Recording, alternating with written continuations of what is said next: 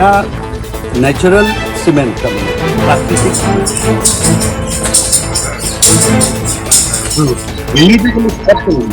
দুৰ্নীতি দুফালে আছে মানে এনেকুৱা দেখিলে এই শিকা ওলাল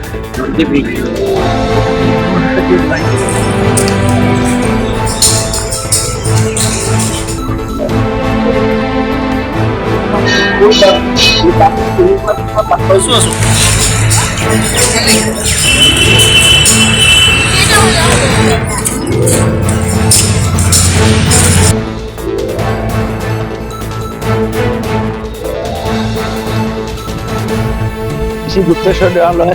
উন্নয়ন সমিতিৰ মই সভাপতিৰ দায়িত্বত আছোঁ আৰু যোৱাকালি যিটো ভাইৰেল হৈছে শিঙৰীয়া এজন ব্যক্তি অঞ্জন উপাধ্যায়ে যিখিনি কথা আমাৰ স্থানীয় বিধায়ক তথা মন্ত্ৰী অশোক সিংহলৰ বিপক্ষে যিখিনি কথা কৈছে তাত আমি তীব্ৰ গৰিহণা দিছোঁ আৰু আমাৰ উন্নয়ন সমিতিৰ যিসকল আমাৰ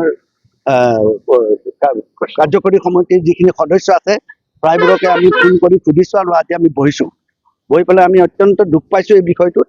আৰু তেখেতে যিটো কথা কৈছে যে মন্দিৰভাগ ধ্বংস কৰিছে আচলতে এই কথাটোত তেখেতে অঞ্জন উপাধ্যায় নিজে এজন মন্দিৰ কমিটিৰ এতিয়া আজি 4 বছৰমান হৈছে তেখেত আমাৰ কমিটিৰ লগত জড়িত হৈছে আৰু আমি আজি 40টা বছৰ আমাৰ জীৱন পাৰ কৰি দিলোঁ এই মন্দিৰৰ লগতে লাগি আছোঁ মন্দিৰ ধ্বংস শব্দটো কৈছে আৰু টচ নচ শব্দটো প্ৰয়োগ কৰিছে কি ভাবিছে তেখেতে আপুনি চিন্তা কৰক আজি গুপ্তেশ্বৰ দেৱালয়খনে এটা নতুন ৰূপ লৈছে আৰু অসমৰ ভিতৰত ই এক ঐতিহাসিক স্থান জাগ্ৰত শিৱ মন্দিৰ য'ত আমাৰ বিভিন্ন জনশ্ৰুতি জড়িত হৈ আছে মহাপুৰুষ শ্ৰীমন্ত শংকৰদেৱৰ জন্মৰ কথা ৰহস্য জড়িত হৈ আছে বানাসুৰে ইয়াত আহি পেলাই পূজা কৰাৰ কথা জড়িত হৈ আছে এনে জাগৃত শিৱ মন্দিৰৰ যেতিয়া অৱস্থাটো অকণমান কিমান জিলিকা নাছিলে তেতিয়া আমি মাজতে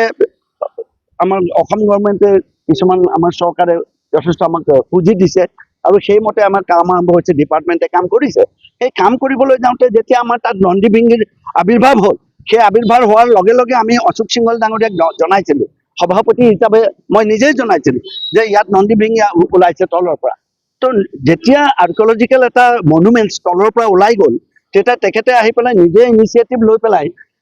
অসম চৰকাৰৰ যি আৰ্কিঅলজিকেল ডিপাৰ্টমেণ্টৰ বিষয়াসকল আছিল তেওঁলোকক আনি পেলাই ইয়াত খনন কাৰ্য আৰম্ভ কৰিলে আৰু ইতিমধ্যে যি প্ৰচেছ অনুযায়ী আৰ্কিঅলজিকেল ডিপাৰ্টমেণ্টে মন্দিৰভাগ লৈ পেলাই যেনেকৈ চৰাইদেউত বা শিৱসাগৰত যেনেকৈ বনাই আছে সেই একেটা টিমে ইয়াতো আমাৰ খনন কাৰ্য কৰি পেলাই কামখিনি আগবঢ়ায় মন্দিৰটো এতিয়া সুন্দৰভাৱে তৈয়াৰী হ'ল আপোনালোকে গৈ চাব পাৰে নতুনকৈ আৰ্কিঅলজিকেল ডিপাৰ্টমেণ্টে সুন্দৰভাৱে কৰিছে আনকি তাত চিমেণ্ট ব্যৱহাৰ কৰা নাই চিমেণ্ট আৰ্টিফিচিয়েল চিমেণ্ট বুলি ক'ব পাৰি এইটো বনাইছে গুড় মাটিমাহ আৰু বেল ৰজা মহাৰাজাই বনাইছিল সেইবিলাক আইটেম কৰি পেলাই আৰ্কিঅলজিকেল ডিপাৰ্টমেণ্টৰ সুন্দৰভাৱে 3গৰাকী ডাইৰেক্টৰ ইয়াত লাগি আছে ডাইৰেক্টৰ ডেপুটি ডাইৰেক্টৰ স্মৃতি ৰেখা কুলি তাৰপিছত ডক্টৰ নৱজিত দেউৰী তাৰপিছত ডক্টৰ সবিনা হাছান এওঁলোকে আহি পেলাই তাত কাম কৰি আছে সুন্দৰভাৱে কাম কৰি থকা অৱস্থাত মন্দিৰটো ধ্বংস কৰিছোঁ বুলি ক'ব পাই নেকি অভিযোগ আপুনি কোনচাতে নৎসাত কৰিছোঁ আৰু তেখেতে এইটো অত্যন্ত আমি আমাৰ কমিটিৰ মাজৰে এজন হৈ পেলাই তেখেতে এনেকুৱা কোৱাটো বৰ দুৰ্ভাগ্যজনক কথা হৈছে আমি এইটো তীব্ৰ গৰিহণা দিছোঁ এইটো বেয়া হৈছে আৰু মই অশোক সিংহল ডাঙৰীয়াকো কৈছোঁ এইবিলাক কথাত গুৰুত্ব নিদি পেলাই আমাৰ মন্দিৰভাগ কেনেকৈ আগবঢ়াই লৈ যাব পাৰোঁ সেইটোতহে আমি গুৰুত্ব দিব লাগে আৰু তেখেতে আহক আমাৰ অঞ্জন উপাধ্যায়ৰ সৎ বুদ্ধি হওক এনেকুৱা ধৰণৰ কথা কৈ পেলাই কৰিবলৈ আগবাঢ়ি অহা মানুহক বিপথে নিবলৈ চেষ্টা কৰিব নালাগে